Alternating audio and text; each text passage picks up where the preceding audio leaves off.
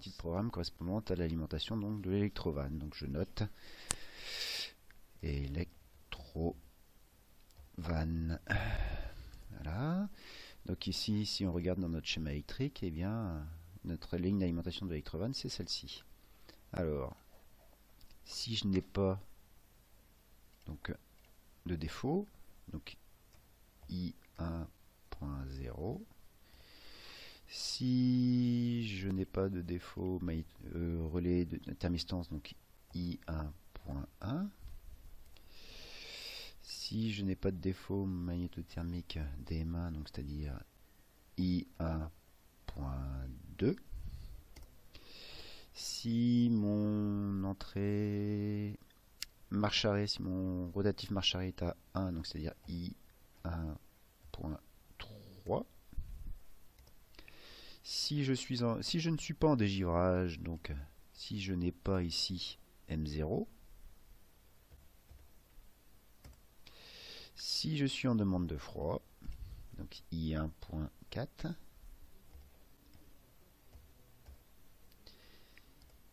eh bien je vais commander ici la sortie Q2.1.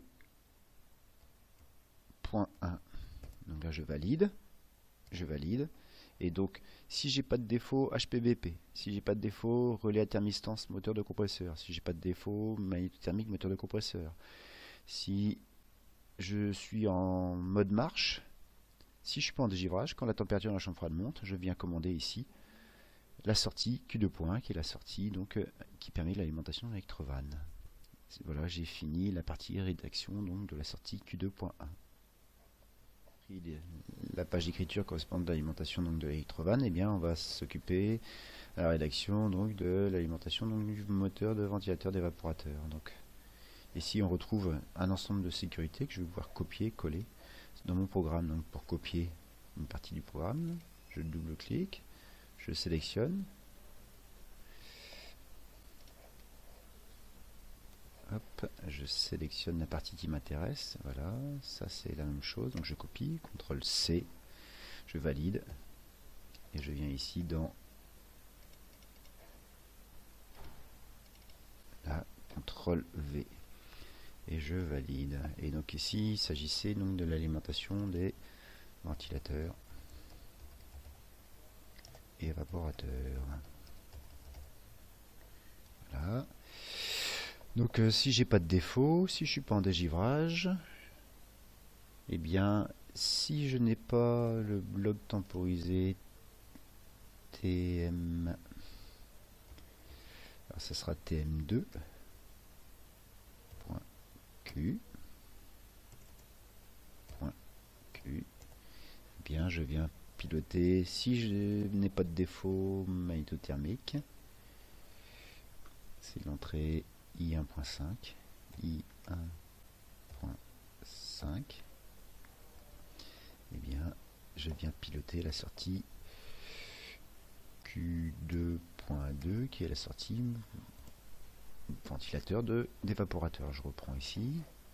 Alors, si j'ai pas de défaut, si tout est à 1, si je suis pas en dégivrage, ici si je ne suis pas en retard de ventilation via ce bloc, eh bien si j'ai pas de défaut, j'enclenche bien mon moteur de ventilateur d'évaporateur. C'est ce que j'ai ici rédigé. Donc je valide. Rédiger la partie de programme relative à l'alimentation donc de la résistance de dégivrage ainsi qu'à son bloc temporisé pour retarder la ventilation ici. Donc ça nous donne quoi? Donc ici on va taper résistance de dégivrage.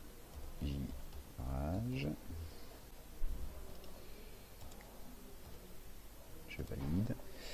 Donc je retrouve les mêmes sécurités que précédemment, donc je fais CTRL V, je valide. Voilà, je retrouve bien toutes mes sécurités. Donc là ici maintenant c'est plus M0 à ouverture mais à fermeture qu'il faut prendre. Je valide. Voilà, donc si j'ai pas de défaut, si je suis en dégivrage, si j'ai pas de défaut, si je suis en dégivrage, si je n'ai pas ici l'entrée donc I1.6 qui est thermostat des lettres, et bien je vais autoriser l'alimentation des résistances. Donc ici je vais retrouver I1.6. Je valide. Je viens piloter ici en sortie Q2.3 les résistances de dégivrage. Voilà. Et parallèlement à l'alimentation des résistances de dégivrage, je viens enclencher un bloc temporisé repos. Donc je viens sélectionner un bloc temporisé repos qui s'appellera TM2. Je valide et je viens faire ma liaison. Hop, et horizontale. Voilà. Donc j'ai terminé, je valide. Donc il me reste maintenant ici à venir paramétrer donc mon bloc temporisé. Donc je valide la partie de programme correspondante à l'alimentation donc de mes résistances de dégivrage ici, voilà. Donc je reviens sur mon programme ici, je viens dire qu'il s'agit d'alimenter les résistances de dégivrage. Voilà. Je valide. Donc ici je retrouve les mêmes sécurités, donc je fais un CTRL V comme tout à l'heure, voilà, j'ai mis donc ici toutes mes sécurités, et là ici mon horloge de dégivrage, donc là ici c'est plus le contact normalement fermé, mais normalement ouvert qu'il faut que je prenne. Donc M0, je valide, voilà. Donc si j'ai pas de défaut, si je suis en dégivrage, si j'ai pas de défaut, température des lettres, donc c'est l'entrée I1.6, je valide, et bien je vais attaquer la sortie résistance de dégivrage qui est Q2.3. Q2.3, je valide. Voilà. Et parallèlement à cette sortie Q2.3, donc résistance de dégivrage, je vais piloter une horloge de dégivrage TM2. Une horloge, pardon, de retard de ventilation. Hop. Donc là ici, je fais ma liaison. Voilà. J'ai terminé, je valide. Il ne me reste plus qu'à paramétrer ici mon horloge. Donc je viens donc ici dans navigateur d'application, variable, fonction prédéfinie, je viens ici dire que je vais utiliser TM2 et donc je vais mettre un retard de ventilation, donc c'est une repos de 1 minute. Je valide. Voilà, et donc là j'ai bien ici obtenu un retard de ventilation donc de 1 minute.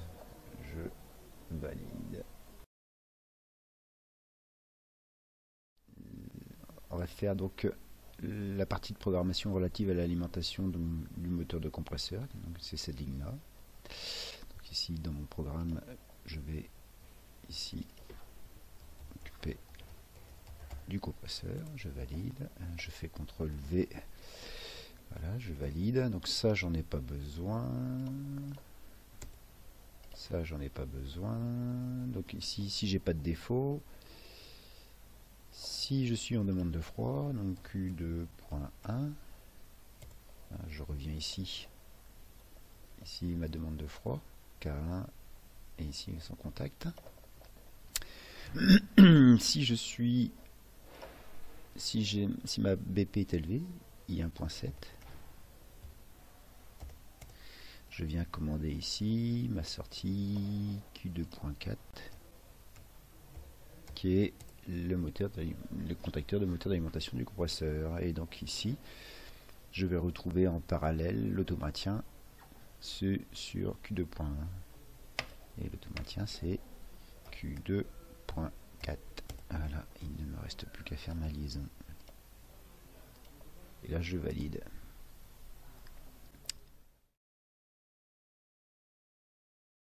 À faire l'écriture programme relative à l'alimentation du ventilateur de condenseur. Voilà. Donc je viens ici.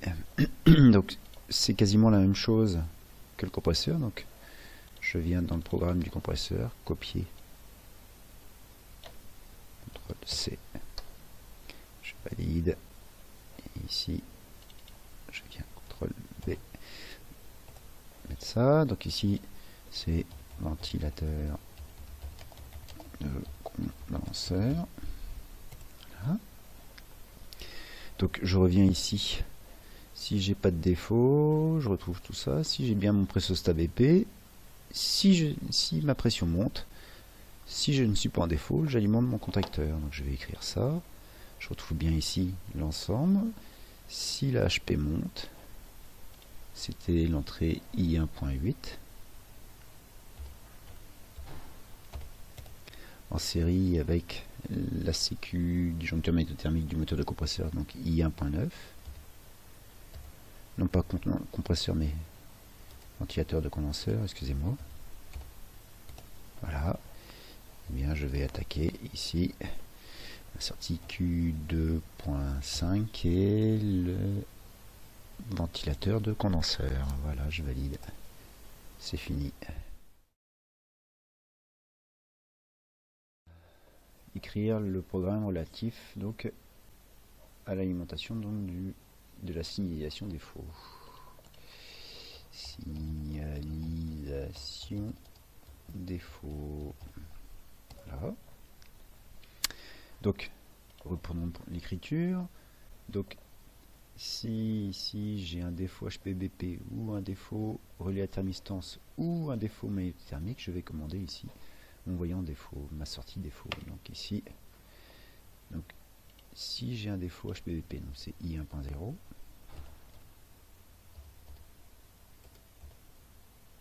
Voilà. Ou un défaut relais à thermistance, donc I1.1. Ou un défaut magnétothermique, ouais, donc I1.2, I1.2 associé à I1.5, I1.5 et I1.6. Voilà. Donc si j'ai l'un ou l'autre de ces contacts en défaut, alors je vais attaquer la sortie Q2.6 qui est ma sortie défaut. Voilà, je valide. Et j'ai terminé. Ce coup-ci, j'ai terminé l'ensemble de mon programme. Voilà.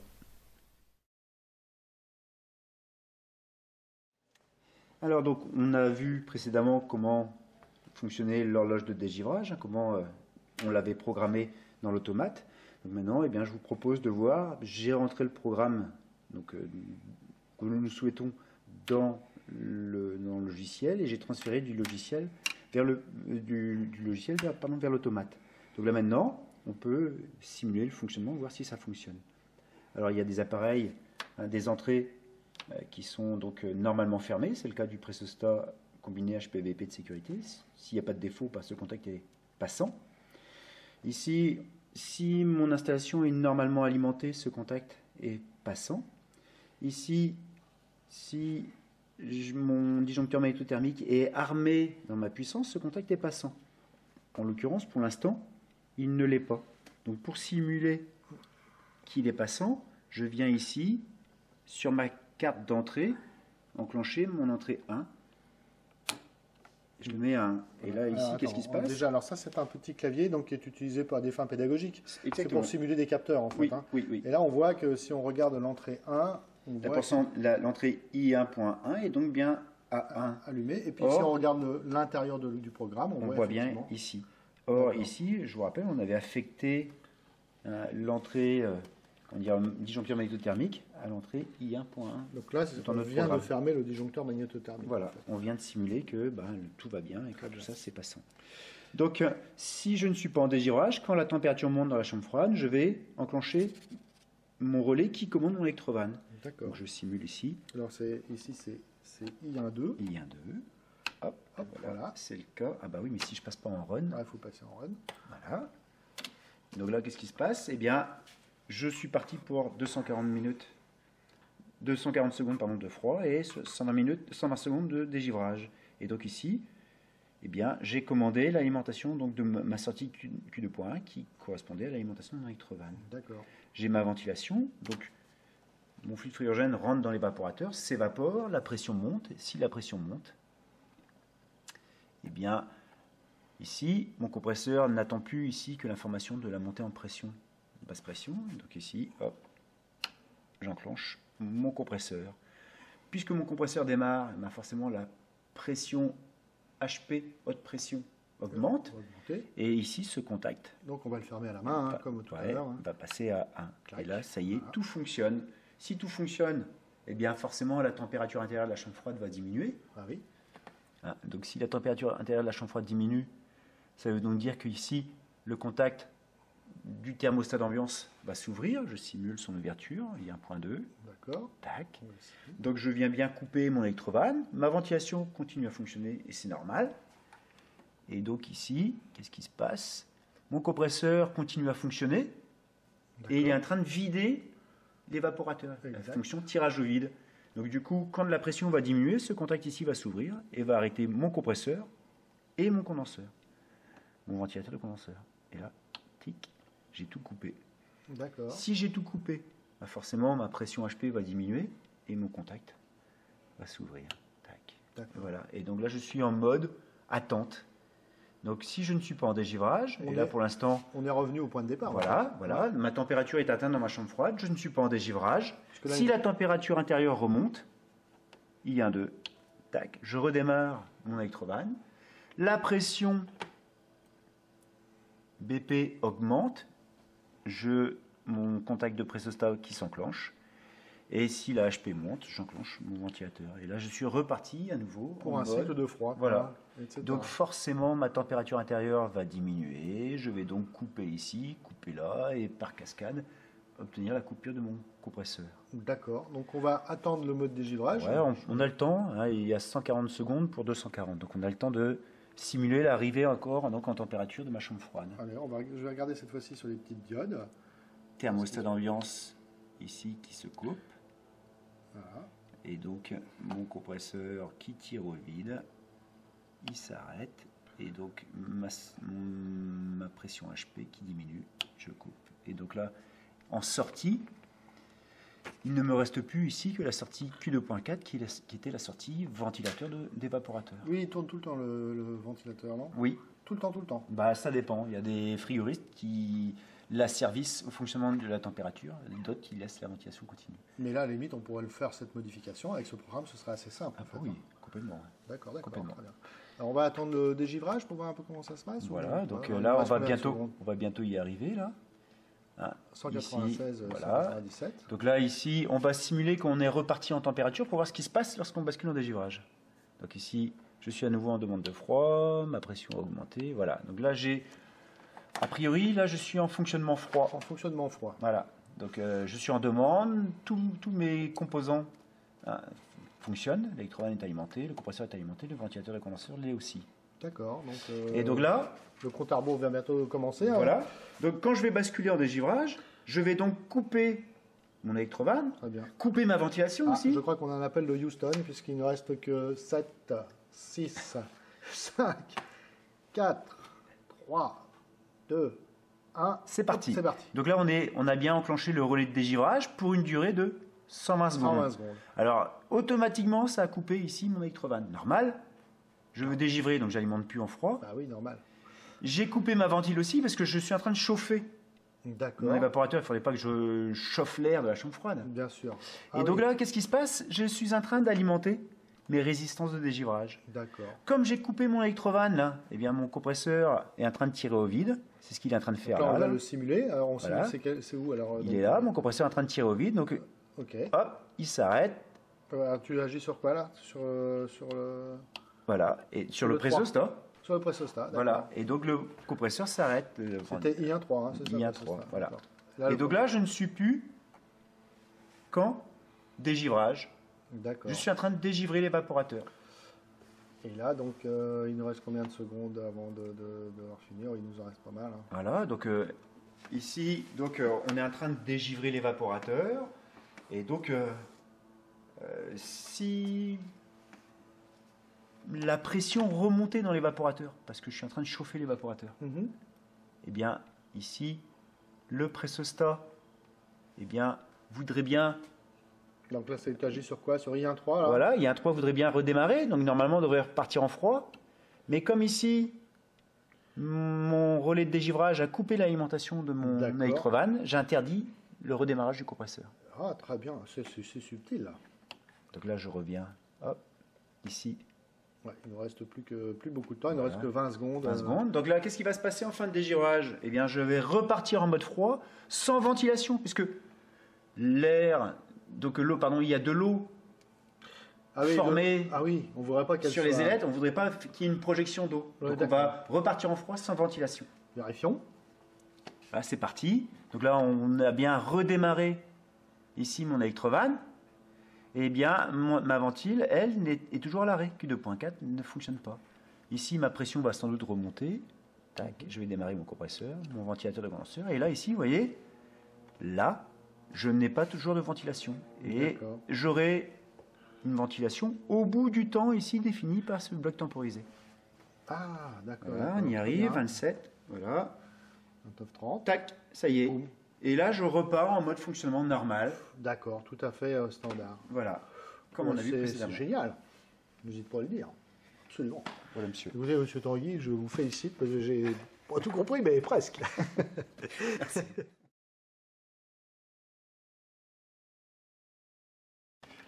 Alors, qu'est-ce que vous mettez en dessous, monsieur? Le poleman. Le poleman. C'est quoi le poleman? C'est la Bible. Ah, la c'est la Bible du frigoriste.